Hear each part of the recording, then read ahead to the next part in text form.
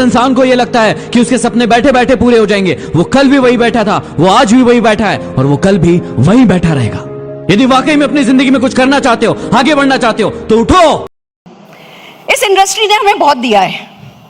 मैं एक सिंपल सी हाउसवाइफ हूँ, एक मिडिल क्लास फैमिली को बिलोंग करती हूँ। मेरे पापा गवर्नमेंट सर्विस में थे, मदर गवर्नमेंट टीचर थी। पापा के पास स्कूटर था, मम्मी के पास साइकिल थी और हम तीनों बहनों के पास साइकिल थी। मैंने इस बिजनेस को ज्वाइन किया तब मेरे सिर पर इतना इतना घूंघट था। मेरे को सिर्फ एक भाषा आती है, हिंदी। मेरे में बिल्कुल आत्मविश्वास नहीं था, मेरे में हीन भावना थी और मेरे हस्बैंड मुझे 100 रुपया पॉकेट मनी देते थे। इस इंडस्ट्री को चुना, इस बिजनेस ने साथ दिया, वक्त ने साथ दिया, मैंने वक्त का साथ दिया, वक्त की बहुत कदर करी। तो आज सीन ये है कि वो जो 100 रुपया पॉकेट मनी मिलती थी ना, वो डबल हो गई है अब हर घंटे का। दोस्तों, इस इंडस्ट्री ने इतना दिया है, इतना प्यार, इतना मान, इतना सम्मान कि समझ में नहीं आता इसको कैसे वापस दें, कैसे रीपे करें। तो जब मौका मिला कि आज कुछ ऐसा कर सकते हो इंडस्ट्री के लिए, कम से कम एक तो हो सकते हो इंडस्ट्री के लिए, कम से कम एक प्लेटफॉर्म पर आकर के जो आपने सीखा है, जो आपके पास मूल मंत्र हैं सफलता के, जो खाली खुद के लिए नहीं आपने आजमाए हैं, जो सैकड़ों लाखों लोगों के लिए आजमाए हैं, कम से कम कुछ गुर तो सिखा सकते हो। कम से कम उस व्यक्ति को वहां से उठा के यहां तक लाने में उसकी मदद तो कर सकते हो। इसलिए मैं आज यहां आई हूं। दोस्तों, सफलता बाय चांस नहीं मिलती। ये जो नेटवर्क मार्केटिंग की बड़ी बड़ी बातें होती हैं, जैसे हम सुनते हैं इतनी बड़ी गाड़ियां मिली, ये इतनी यंग एज में, हमारे सारे अचीवर जवान हैं, बिल्कुल यंग यूथ। कोई बूढ़ा है? कोई बूढ़ा दिख रहा है? हम सब बहुत यंग हैं और अभी तो हम में से कोई शुरू ही नहीं हुआ है। सच तो ये है कि नेटवर्क मार्केटिंग का ना अभी रॉकेट किसी कंपनी ने या किसी लीडर ने खड़ा भी नहीं किया है। उड़ाना तो बहुत दूर की बात है, अभी तो हम सब लॉन्च पैड बना रहे हैं। अगर इस समय हमने अपने वक्त की कदर कर ली और इस समय हमने इस इंडस्ट्री की ताकत को समझ करके और सिस्टम में अपने आप को ढाल लिया, तो जहां हम जाएंगे और जहां हम अपने देश को ले जाएंगे, उसका सचमुच अंदाजा इस हॉल में बैठे किसी भी व्यक्ति का होना भी बहुत मुश्किल है। मैं आज आपके साथ, जैसा कि मैंने बताया, एक सिंपल सी हाउसवाइफ हूं और सक्सेसफुल हो गई हूं। हालांकि डॉक्टर हूं बाय क्वालिफिकेशन, मैंने अकाउंटिंग में पीएचडी करी है, पर जब लोग मुझसे पूछते हैं आपने ये सब कैसे किया, तो मेरे पास एक ही जवाब होता है, दिल से। और कुछ पता ही नहीं है, दिल से। तो जब इस फोरम पे कुछ सिखाने का मौका मिल रहा है, तो वो ही दिल से सपनों के बारे में आपको कुछ सिखाना चाहती हूँ, जो मैंने किया, जो मेरे लोगों ने किया और सफलता पाई। क्या आप तैयार हो? Are you ready? तो आइए चलते आर्ट ऑफ ड्रीमिंग की बात करते हैं।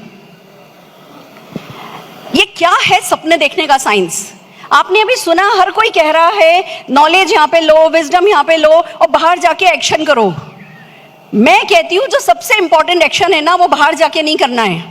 वो जो सबसे इंपॉर्टेंट एक्शन है ना, वो अभी करना है, आज करना है, यहां करना है, इसी क्षण करना है। वो बाहर जाके नहीं होता है, वो एक्शन अंदर जाकर के होता है। सो आर यू रेडी? तैयार हो? आइए बात करते हैं। जब आर्ट ऑफ ड्रीमिंग की बात करते हैं तो एक बात क्लियर कर दूं, मैं साइंस ऑफ ड्रीमिंग नहीं सिखा रही हूं।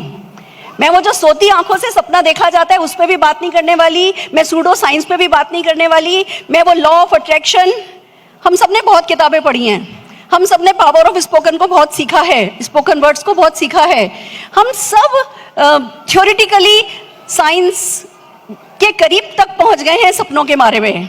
पर जो मैं बता रही हूं वो साइंस नहीं है, वो आर्ट है। वो एक छोटे मोटे फंडे कह दूं, इसने जो मैं अब आपको सिखाने जा रही हूँ उसने काम को बहुत आसान कर दिया है। मैं आपको गलती बताती हूँ मेरे से क्या हुई थी। जब दी सीक्रेट मूवी आई, हमने सबने इस मूवी को देखा, हम लोगों को बैठा करके मूवी दिखाने लगे, हम हर जगह वो ट्रेनिंग करने लगे, मैं खुद उसको प्रैक्टिस करने लगी। और एक ऐसी रोड थी जिसपे जब भी मैं गाड़ी चलाती थी तो गलती से उस रोड पर चली जाती थी। फिर मैंने सोचा मैं इस रोड पर बार बार लाई जा रही हूँ, इसका रीजन क्या हो सकता है? तो समझ में आया कि भैया ये जो रोड है ना महारानी बाग में, यहाँ तुम्हें घर बनाना है। मैंने घर डिजाइन करना शुरू किया अपने ख्यालों में, सीक्रेट की सारे ज्ञान को लेकर के, और फिर मैंने वो घर डिजाइन करना शुरू किया। दोस्तों वो मेरी सबसे बड़ी ब्लंडर थी। मैं आपको बता दूं, उस समय मेरे हस्बैंड पैरालाइज थे, वो न बोल सकते थे, न चल सकते थे, न करवट बदल सकते थे, व्हील चेयर पर लेते थे, उन्हें हर जगह व्हील चेयर पर लेके जाते थे।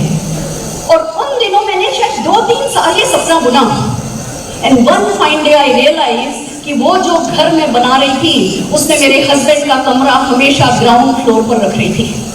मेरे सबकॉन्शियस में भी ये था कि वो कभी ठीक नहीं हो पाएंगे, और वो सब कुछ कभी ठीक नहीं हो पाए। दोस्तों मुझे एक बात समझ में आई, ये जो सबकॉन्शियस है, जो ये लॉ ऑफ अट्रैक्शन है, ये जो ज्ञान बिखरा पड़ा है, इसको बहुत सावधानी से इसमें प्रवेश करना है, इसको बहुत सोच समझ के प्रैक्टिस करनी है। और मैं फिर डरने लगी कि एक आम व्यक्ति को मैं ये सिखाऊं और अगर वो भी मेरी तरह गलती करे तो क्या हो। तब निकल के आया कुछ ऐसा आसान सा तरीका जो एक तरफ आपके सबकॉन्शियस को सेट कर देता है और दूसरी तरफ आपको किसी भी तरीके के रिस्क से बचा देता है। सो आर यू रेडी? तैयार हो? जब हम आर्ट ऑफ ड्रीमिंग की बात करते हैं तो सबसे पहले बात आती है कि ड्रीम क्या है? कुछ मांगना, कुछ आस्क, कुछ चाहना, कुछ पाना, चाहे अपने आप से, चाहे अपनों से, चाहे कायनात से, चाहे अपनी कंपनी से, या जिससे भी आप जिस पे भी भरोसा करते हो, अल्लाह, गॉड, ईश्वर, भगवान, कायनात, सुपरनेचुरल पावर, जो भी कुछ मांगना ही तो सपना देखना है। साधारण शब्दों में, लेमैन्स लैंग्वेज में बताऊं तो बेसिक मेरे को समझ में आया कि हम सबके हाथ में एक कटोरा है? हाथ ऐसे करिए, उस कटोरे को फील कीजिए। हम सबके हाथ में एक कटोरा है और हम सब कुछ ना कुछ मांगते हैं। पॉइंट ये है कि किसका कटोरा कितना बड़ा है, किसका कटोरा कितना खाली है, और किसका कटोरा कितना रॉयल है।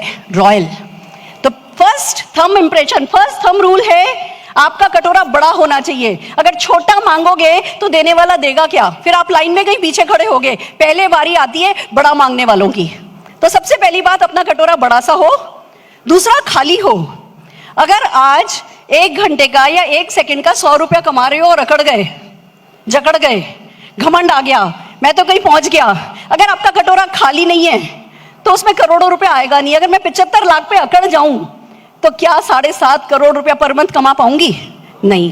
तो हमें एक तरफ अपना कटोरा बड़ा रखना है, दूसरी तरफ खाली रखना है, और तीसरी सबसे बड़ी बात, उस कटोरे को रॉयल रखना है। फेथ। जब आप मांग रहे हो ना तो वो फकीर की तरह नहीं मांगना है, मांगना है तो एक देता की तरह, दाता की तरह मांगना है कि बस जो भी आने वाला है वो देने ही वाले हो। जब मांगना है तो आस्था के साथ मांगना है कि मैं तो मांग रहा हूं वो तो दे ही देगा, जो मुझे चाहिए वो तो आ ही जाएगा, जो मैं पाना चाहता हूं वो तो मिल ही जाएगा, जो मैं पहुंचना चाहता हूं वो तो हो ही जाएगा। इस आस्था के साथ अपनी वैल्यूज को फॉलो करते हुए कटोरा हाथ में रखना है। मैं फिर से कहती हूं, राइट रॉन्ग नेटवर्क मार्केटिंग का अभी बना नहीं है, अभी बन रहा है, पर फिलहाल आपको कम से कम इतना करना है कि जो आपके पेरेंट्स ने और जो पंचतंत्र की कहानियों ने आपका राइट एंड रॉन्ग डिसाइड किया है, उस राइट और रॉन्ग को फॉलो करो। जो आपकी डेफिनेशन कहती है राइट है वो करो, जो आपकी डेफिनेशन कहती है रॉन्ग है वो मत करो। लालच में आओ नहीं, आलस में पड़ो नहीं। जो आपको लगता है सही है, और अब सिखाया जा रहा है, लगातार सही गलत सिखाया जा रहा है, अनएथिकल नहीं होना है, जुगाड़ नहीं करना है, मैनिपुलेशन नहीं करना है, लॉन्ग टर्म सोचना है। नेटवर्क मार्केटिंग के संस्कार अभी डाले जा रहे हैं, ये संस्कार फॉलो कीजिए, उसको कहते हैं रॉयल होना। सो आर यू रेडी? आपके हाथ में कटोरा है, बड़ा है, खूबसूरत है, खाली है और रॉयल है, फेथ है, फैंटास्टिक। ये बेसिक इंपॉर्टेंट चीज है। देखिए एक प्यारी सी बात बताती हूँ आपको, मैंने अभी कहीं पढ़ा था, अगले 5 साल में Indian direct selling industry $1 trillion की हो जाएगी। 70 लाख करोड़ रुपया सबके लिए है, सबके लिए सब कुछ है, कोई मारामारी नहीं है, किसी को किसी चीज की कमी रहने वाली नहीं है। और जब 70 लाख करोड़ की होगी, उसमें से 40% भी बटा तो 28 लाख करोड़ रुपया आप लोगों में और हम लोगों में ही बटेगा। बटोर बटोर के थक जाओगे, इसलिए किसी भी तरीके की मारामारी सोचने की भी जरूरत है नहीं, किसी तरीके का शॉर्टकट लेने की जरूरत है नहीं। नेटवर्क मार्केटिंग अपने आप में एक शॉर्टकट है, अगर उसके आगे हम शॉर्टकट लेने की सोचेंगे तो फिर तो गड़बड़ हो जाएगी। तो इस शॉर्टकट को रिस्पेक्ट दीजिए। और ये जो 70 लाख करोड़ की इंडस्ट्री होने वाली है, you know what is the good news? अभी जो टर्नओवर हो रहा है डायरेक्ट सेलिंग इंडस्ट्री का, उसका 79% 10 कंट्री कर रही हैं, और उन 10 कंट्रीज में इंडिया का नाम नहीं है। और पॉपुलेशन हमारी अभी नंबर 1 पे चाइना और यूएस का टाई है, और पॉपुलेशन हमारी नंबर 2 पर है। और अब जिस तेजी से हम बढ़ रहे हैं, अब जैसी तेजी से हमें बिजनेस समझ में आ रहा है, अगले 5 साल में हमने नंबर 1 नंबर 2 पे पहुंच जाना है। तो जो इंडिया में टर्नओवर आना है ना, जो इंडिया में टर्नओवर होना है, और जो ये करने वाले सामने बैठे हैं ना, आपकी 5 उंगलियां घी में और आप खुद कढ़ाई में हो। सो आर यू रेडी? तैयार हो?